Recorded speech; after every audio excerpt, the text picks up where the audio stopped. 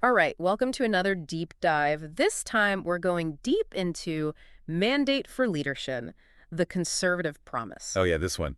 It's kind of a blueprint for a future conservative president. Came out just last month, December 2023. It's been making some waves for sure. A lot to unpack here. It's interesting. They actually modeled it after a project from back in 1981. I think it was called Mandate for Leadership, too. Had a big impact on the Reagan administration. So, taking a page from history, aiming high, the authors are Jennifer Hazleton and Karen Kerrigan. Right. They've got quite the background. A lot of experience in government, think tanks, the whole policy world. hmm Karen Kerrigan, I know her from her work in small business advocacy. So, coming at this from multiple angles, well, let's dive in. Right from the start, they're talking about a pretty big shift in power, between the federal government and individuals. Yeah, they really emphasize, like, family values, Yeah. individual empowerment, almost like using government power to, well, encourage people to start families. Using tax incentives and stuff. Yeah. Interesting. Right, and it goes further. Like with the bureaucracy, they propose some big reforms, even talking about maybe, well, dismantling the Department of Homeland Security. Whoa, hold on. Dismantling Homeland Security. That's a pretty bold move. What's the thinking there? Well, they argue, like, it's become too big, too bureaucratic, straying from its core mission. Some functions could go to other agencies, others maybe aren't even necessary. So shrinking the government, but also making it more efficient. Right. They also recommend putting some agencies back where they used to be, like the Coast Guard, Yeah. back under the Treasury Department, and the ATF back under Justice. Streamlining, I guess. Okay, so smaller, more streamlined government. But they're also concerned about the quality of the people working in government. Yeah, a whole section on civil service reform. And they get specific, like how hiring should work. They want to go back to, strict merit-based system. Because they say the current system, you can't even tell who's qualified or not. Right. They even trace this back to, get this, the Carter administration. Yeah, they say getting rid of that PACE exam back then, the general intelligence test, it had consequences that, well, we're still dealing with. They say it's much harder now to, build a competent and effective workforce for the federal government, like a ripple effect. Interesting how they connect things like that. Okay, let's move on. Another big area they tackle, national security. And it's no surprise, China is the main threat in their view. Oh, yeah. They're very clear about that. China is like the priority for U.S. defense planning. All of it. They even talk about expanding the U.S. nuclear arsenal, modernizing it, of course, and a big push for reindustrialization, specifically to counter China's manufacturing. Yeah, taking a pretty hawkish stance there. They say we need to, match China's capabilities economically and militarily, invest heavily. And it's not just building up our military, they also want a stronger focus on intelligence, sharing intelligence, especially with our allies. Like expanding that Five Eyes alliance, with the UK, Canada, Australia, New Zealand. They see that as essential for, countering China's influence Ah. and getting information. A multi-pronged approach. Yeah. Okay, let's shift gears a bit. What about their economic policy recommendations? This is where it gets, there's some tensions you see within the conservative movement. For example, they have two very different views on trade policy. On one hand, you have the free trade folks. They want to get rid of tariffs, lower trade barriers, the classic argument for economic growth. Right, but they also highlight, the other side, people who think tariffs are like a tool, a way to protect American manufacturing, especially from, economic aggression from China. So an internal debate between free trade and, I guess, being more protectionist. Exactly. And they don't try to hide it. They actually quote people from both sides. Yeah. Like Peter Navarro, he was a trade advisor to Trump, big tariff guy. But then they also quote, free market folks like Philip Glassman. He wants to see all tariffs gone. Almost like they're presenting options, for a future president to choose from. Yeah, makes you wonder which direction they'd actually go. Free trade or protectionism. Okay, another area where they propose a big change, the Federal Reserve. Ah, yes.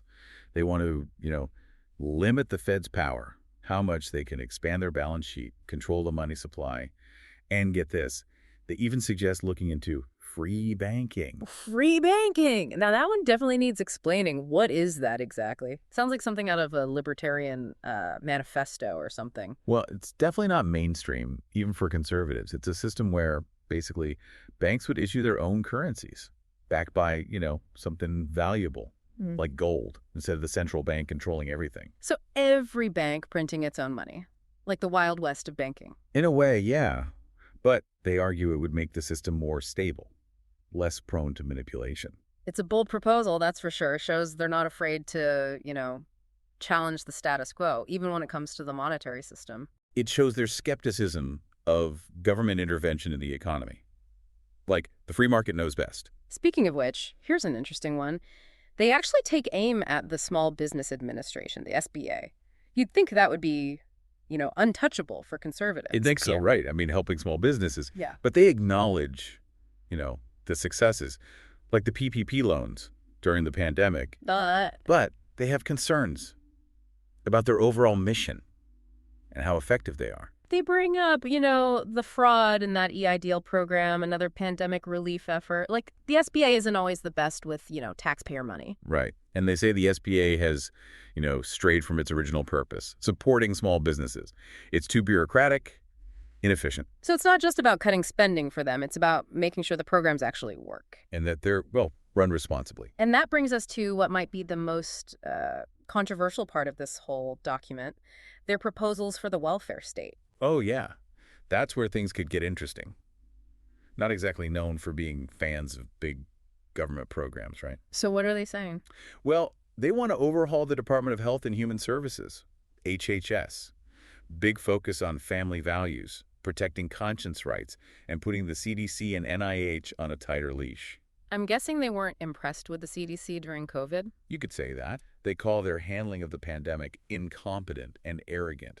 They even question, the relationship between the NIH and vaccine makers, say it creates conflicts of interest. So they're not just, criticizing policies, they're questioning the whole structure. Right. They want a more decentralized approach to public health and scientific research, less power for the federal agencies. And when it comes to welfare programs, Stricter work requirements give states more control. so less federal involvement, more power to the states. Yeah, they even talk about applying the, ideas behind Trump's SNAP rule, the one that tightened eligibility for food stamps, to other programs like TANF, temporary assistance for needy families, Trying to make it harder to qualify. and giving states more flexibility to, impose their own rules. They think this will encourage self-sufficiency, less reliance on government. Okay. And they're big on school choice, parental rights, and education. Families should choose the best option for their kids, even if it means using public funds for private schools. Yeah, and they specifically call for repealing those Biden-era changes to Title IX. Yeah. The ones that broaden the definition of sex to include, sexual orientation and gender identity, They see it as federal overreach. and a threat to parental rights. It all comes back to shifting the balance of power, away from the federal government towards states, families, individuals. It's a fundamental rethinking of the relationship between the individual, the family, and the state. And it's definitely going to be a big point of contention going into the 2024 election. Oh, absolutely. Divisive issues, no doubt. Well, we've covered a lot of ground, but we've only just scratched the surface. This document is huge. There's a lot more to unpack. Stay tuned. In our next segment, we're going to dive even deeper, more specific recommendations for agencies and programs. Looking forward to it. We'll explore everything from the Department of Education to the EPA, and we'll see how this vision for a smaller government plays out in practice. It's going to be interesting to see how they connect the dots. Exactly. Stay tuned for more. Welcome back. Last time, things were getting pretty interesting with some of those proposals in mandate for leadership, like that free banking idea. Oh, yeah. That's definitely different. But hey, let's move on. Another agency they have in their sights, the Department of Agriculture. The USDA, what do they want to do there? They're pushing for, they call it a hands-off approach. Yeah. Less government involvement in agriculture. So less micromanaging of farmers. Basically, they criticize, the USDA's focus on things like climate change and equity. They say those shouldn't be top priorities.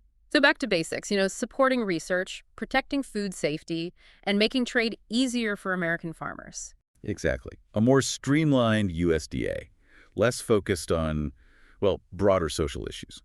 Makes sense given their overall, philosophy of limited government. What about education? We talked about school choice, but is there more to it? Oh, yeah, way more. They actually suggest, a complete overhaul of the Department of Education, how it's structured, how it's funded, everything. Okay, what kind of overhaul are we talking about? Get this. They actually propose taking a lot of the department's programs and giving them to other agencies, like moving vocational education to the Department of Labor, for example. Wow, that's pretty radical. Sounds like they think the Department of Education is, well, beyond repair. It kind of seems that way. Yeah. And remember that education freedom thing? They Yeah. double down on that, make federal funding portable so parents can use it for private schools, homeschooling, you name it. It all comes back to giving parents more control, right? Right. And they don't stop at K through 12 either. They have some thoughts on higher education too, especially those student loans. Student loan debt, yeah. Big issue for a lot of people. What do they say about that? Well, they want to simplify all those, income-driven repayment plans and make colleges share the risk when students default. Hold colleges accountable. Exactly. They want more transparency, too. Mm. In the accreditation process, they say it's become too bureaucratic, out of touch with, actual outcomes. Interesting. So more power for students and families, less for institutions and the government. Okay, what about the Department of Energy? They're not big fans, let's just say that. They think it's way too involved in things that should be left to, the private sector. Yeah, overreach was the word they used. Yeah. Basically, they want to shrink it down, focus on basic research, nuclear stuff, Yeah. and not much else. So no love for the renewable energy push. They actually want to get rid of the Office of Energy Efficiency and Renewable Energy. Say it's like corporate welfare. Distorts the market. Their vision for energy is let the market figure it out. Exactly. Let market forces drive innovation. Less government subsidies. They also want to streamline the whole regulatory process for energy projects, like pipelines, nuclear power plants, make it easier to get things built. Less obstacles, more energy production. Let the free market work. Speaking of regulation, what about the EPA? I have a feeling they're not going to be, singing its praises. You'd be right. They're pretty blunt about it. The EPA needs to be reformed, they say. Its power needs to be checked. What's their main issue? Is it just that, environmental regulations are bad for business? It's more than that. They say it's become too political. Mm. Too much ideology, not enough, sound science. Playing politics with environmental issues. Exactly. They want a more transparent EPA. One that actually looks at the costs and benefits, relies on, real science. Okay, what about climate change? That's a big one for the EPA. Where do they stand on that? Well, they acknowledge that it's real, but they don't like how the EPA is trying to address it. All those regulations, they say, it's going too far. Overreach, again. Yeah, basically. They say it's costing a lot of money and not really achieving much. They want a more, balanced approach. So even if climate change is real, the EPA shouldn't be the one to deal with it. That's what it sounds like. Right. Talk about a market-based approach, Right. less government regulation. Okay, so the EPA gets a thumbs down. What about foreign policy? We talked about China, but is that all they focus on? Oh, no, they have a whole vision for American foreign policy. Yeah. A strong America, less focused on working with other countries. So not big on multilateralism and all that. No, they're skeptical of, international organizations, the UN and all that. They say it ties America's hands. We probably see it as, a threat to American sovereignty, right? Probably. They want to rebuild the military, work with countries that share our values, and be tough on countries like Russia, Iran, North Korea. Sounds like, the classic America First approach. Yeah, definitely. And they're not just talking in generalities. They get into specifics about the State Department, the intelligence community, all of that. Sounds like they want to shake things up there, too. What are they proposing? For the State Department, they want it to be, less about global diplomacy and more about American interests. So less talking, more action. Exactly. More efficient, less bureaucracy, more responsive to the president. And what about the intelligence agencies? They want them to be more assertive, more focused on, getting information that helps American foreign policy and countering our enemies like China and Russia. So not just gathering intelligence, but using it to shape policy. Maybe even taking some covert action. Yeah, maybe. They talk about reforming the intelligence community, giving them the resources they need. Making sure they're effective, basically. Right. And they point to what they call, intelligence failures in the past. Say they've hurt American security, made it harder to deal with threats. So they're not pulling any punches. They want to see changes. Yeah, they're serious about this stuff. Yeah. They want the intelligence community to be, on its A game, ready to deal with the challenges of the 21st century. Okay, so they've got a plan for the State Department, intelligence agencies. But they don't stop there. They even get into those, independent regulatory agencies, the ones that nobody really talks about. Oh, yeah, those. They see them as, a big problem, too much power, not enough accountability. It's like they think there's this whole shadow government making rules without anyone having any say. Yeah, that's their argument. They say these agencies have been captured by special interests. They stifle competition, innovation. So it's not just about the size of government, it's about how it works. Right. Who's in control? How transparent is it? They want a more limited role for these agencies. Let the free market work its magic, they say. Get the government out of the way. Exactly. They want more transparency, too. Yeah. More accountability. You know, the public should know how these decisions are being made. Decisions that affect their lives. Right. And they're really critical of that revolving door thing, people going back and forth between government and industry. So regulators getting too cozy with the companies they're supposed to regulate? Exactly. They want a more adversarial relationship. Make sure the public interest is being protected. Okay, makes sense. So level the playing field, make sure the regulators are actually working for the people. What else? Do they get into specifics about any of these agencies? Oh, yeah. For example, with the FCC, they want them to change their approach to net neutrality. Focus on, preventing monopolies, not on heavy-handed regulations. So less government intervention on the internet. Let the market decide. Yeah. And with the FTC, they want them to be more careful with antitrust enforcement. Make sure they're protecting consumers, not just going after big companies. Because they think antitrust is like another form of government overreach. Right. And for the SEC, they want them to, simplify their regulations, be more sensitive to the needs of small businesses. It's all connected, isn't it? Less regulation, more free market. Exactly. That's the big picture for them. Okay, so we've covered a lot. Agriculture, energy, foreign policy, these regulatory agencies. But they don't stop there. They have a whole lot more to say about, well, pretty much every aspect of government. It's like they wanted to leave no stone unturned.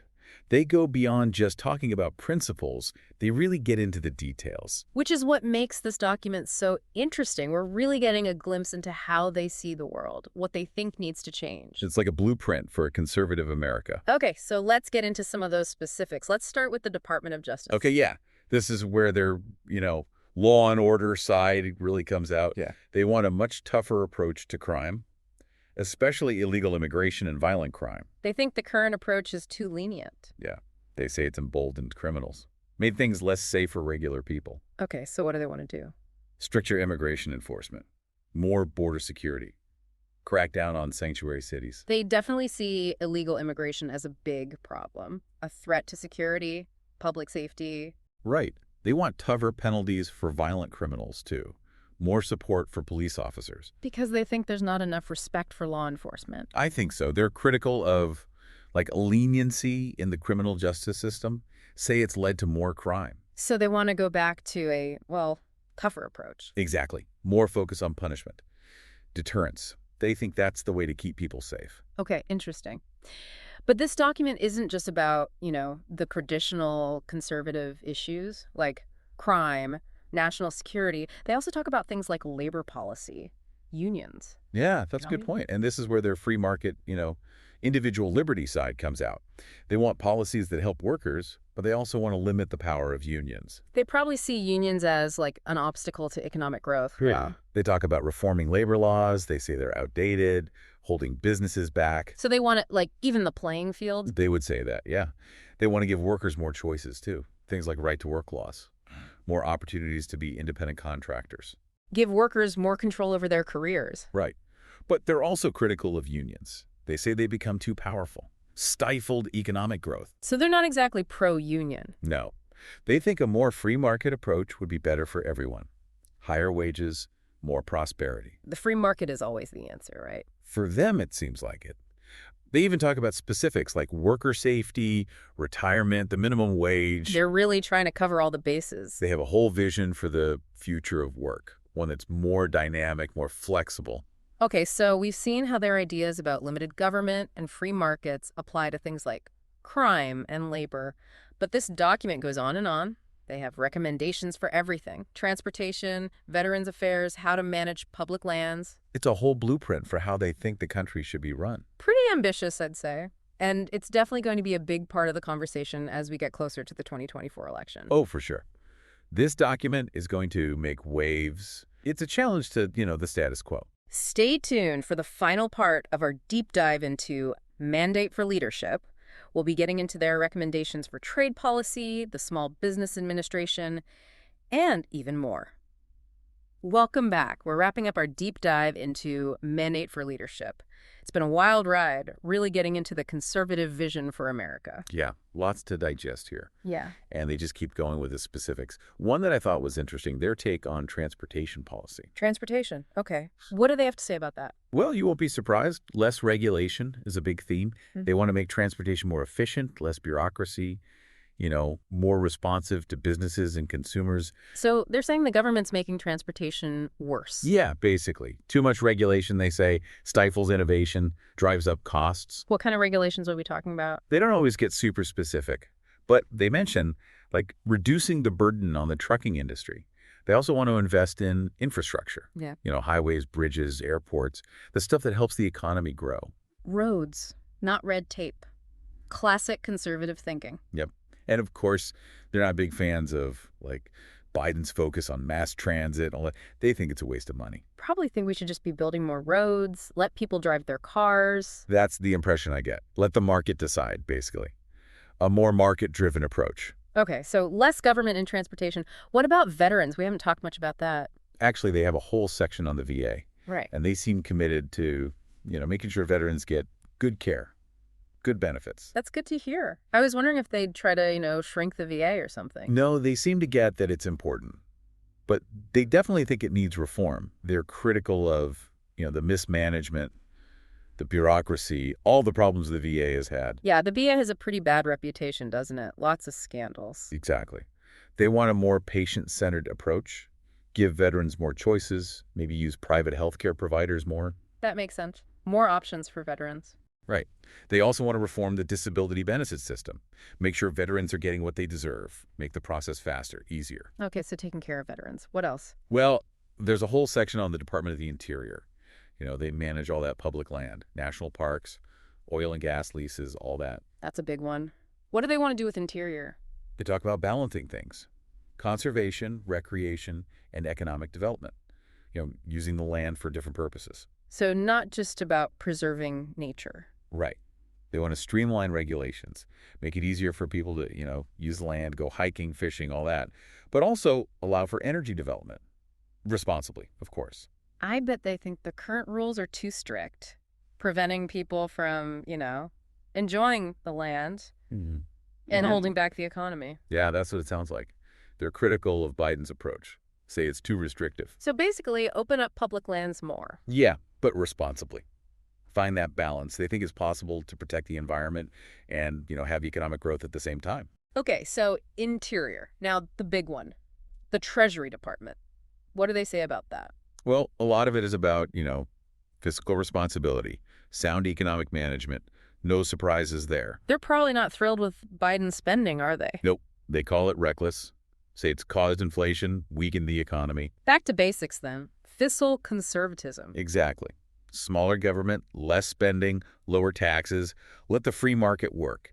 That's their recipe. How do they want to achieve that? Simplify the tax code, cut spending, reform entitlement programs, the big stuff. So Social Security, Medicare, all that, they want to change those. They think it's necessary to get the budget under control, ensure long-term economic growth. It's a big to-do list for sure. It is, but they seem pretty determined. They think this is the way to go. Okay, so we've got transportation, veterans, the environment, the economy. What about trade? Remember how they had those two different views on trade policy? Oh, yeah. Free trade versus protectionism. Well, they actually offer some concrete suggestions for how to deal with that. So not just arguing back and forth. No, they have actual policy options. New trade deals, taking a tougher stance on China, things like that. Trying to find that sweet spot, I guess. Yeah, they really seem to think trade policy is like a key area where a conservative president can make a difference for the economy, for America's place in the world, all of it. And it's an area where, they're trying to find that balance between helping American workers and businesses, but also, dealing with unfair competition. Right, and national security concerns. It's a complex issue. Okay, so trade. What about the SBA? I know they had some criticisms, but do they offer any solutions? Yeah, they do. They say the SBA is important, but it needs to be reformed. Streamline the bureaucracy, cut back on some programs, focus on what works. Make it leaner, meaner. Something like that. They really don't like what they call mission creep, when an agency starts doing things it wasn't originally supposed to do. Like it's gotten too big for its britches. Right. And they want the SBA to do more to help entrepreneurs. people starting new businesses. That's where innovation comes from, they say. The engine of the economy. Yeah. Okay. And last but not least, their whole critique of those independent regulatory agencies, it's a big part of their philosophy, right? Yeah, they're really concerned about what they call the regulatory state. All those agencies making rules, often without much oversight. Like a fourth branch of government almost. Yeah. And they say these agencies are too easily influenced by, special interests. They use their power to stifle competition, hurt the free market. So again, it's not just the size of government, it's how it operates. Right. They want to limit the power of these agencies, Yeah. make the process more transparent, more accountable. Give the power back to the people. Exactly. Make sure the regulators are actually working for, the public good, not just for themselves or their friends. Well, I think we've pretty much covered it. Our deep dive into Mandate for Leadership, the Conservative Promise, is complete. It's been quite a journey, wouldn't you say? It really has. We've gone through a lot. Their whole vision for America. Their plan for, well, pretty much every part of the government, from national security to the economy to, the role of individual families. It's a bold vision, that's for sure. Controversial, definitely. But whether you agree with it or not, it's something that, well, I think everyone should be aware of. It's going to be a big part of the conversation going forward, I think. Yeah. Especially with the election coming up. Exactly. So, as we head into 2024, keep all this in mind. Pay attention to what the candidates are saying, what they want to do. Because these ideas are going to be debated, argued about. They could really shape the future of this country. Thanks for joining us on this deep dive. Until next time, stay curious,